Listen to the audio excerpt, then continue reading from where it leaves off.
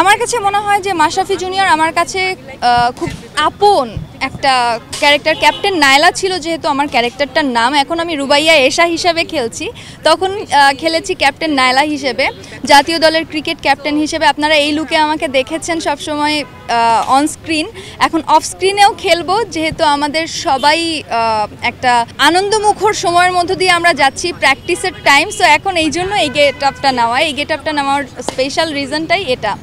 আর রুবাইয়া এশা যেহেতু অনেক খেলাধুলা পছন্দ করে, স্পোর্টস পছন্দ করে, ভলিবল, ক্রিকেট, ফুটবল, ব্যাডমিন্টন তো অবশ্যই পছন্দের।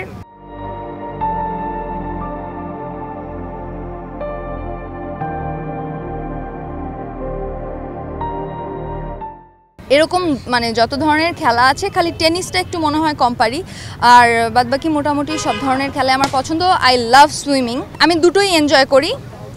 আমাকে একটা ছেড়ে আরেকটা বলাটা টাফ হয়ে যাবে, বাট আমি ব্যাটিংটা ভালো করি, বোলিংটা মনে হয় আরেকটু বেশি ভালো করি। আমার টিমের নাম হচ্ছে স্বপ্নধারা স্পার্টানস।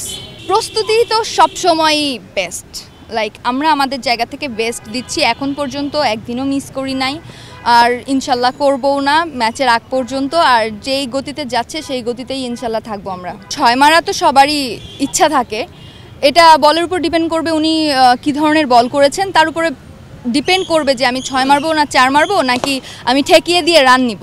ছেলেদের কথা তো বাদ দিই, ওরা তো ছোটোবেলা থেকেই খেলাধুলার সাথে মানে হাতে বল ব্যাট নিয়ে মাঠে গিয়ে ওদের জীবনটা শুরু হয়। আপনাদের জীবনটা শুরুই হয় এভাবে যে you are allowed to do anything, but মেয়েদের ক্ষেত্রে কিন্তু এটা হয় না, মেয়েদের ক্ষেত্রে অনেক প্রতিবন্ধকতা থাকে।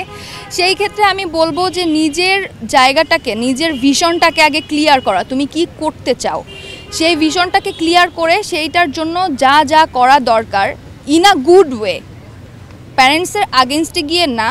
কিন্তু তোমার প্যারেন্টস যদি বুঝতে না চায় যে তুমি এটা যেটা করছো তুমি এটা পারবে না, না সবাই বলবে, কিন্তু তুমি যখন নিজেকে প্রুভ করবে তখন কিন্তু এভরিওয়ান উইল অ্যাকসেপ্ট ইট। তো সেই নিজেকে প্রুভ করার জন্য ভেতরে ভেতরে তৈরি করতে হবে নিজেকে, সেই চেষ্টাটা চালিয়ে যেতে হবে। এর জন্য আশেপাশের কাছের খুব কাছের যারা good wishers, not bad wishers, বা যারা বিপথে নিয়ে যায় এরকম কিছু না, খুব গুড ম্যানার কিছু মানুষজন অনেক প্রত্যেকেরই লাইফে কম বেশি এমন মানুষ থাকে, তাদের হেল্প নেওয়া, টিচার্সের হেল্প নেওয়া। টিচার্সরা ভালো বলে যে টিচার্সের সাথে শেয়ার করা যায় যে স্যার বা ম্যাম আমি এই জিনিসটা খুব ভালো করি, আমার প্যারেন্টসরা এইভাবে বলছে, আমি কি করতে পারি।